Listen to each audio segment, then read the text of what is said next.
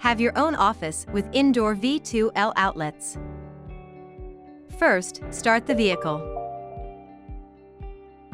Open the V2L power outlet cover in the luggage space and plug the intended electronic appliance's power adapter into the outlet.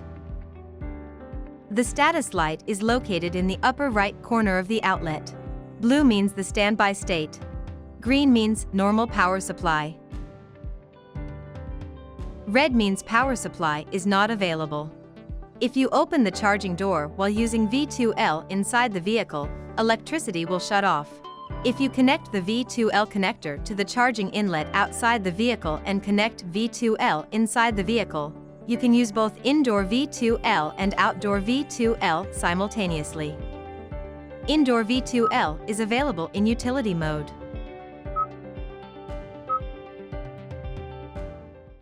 Kia, movement that inspires.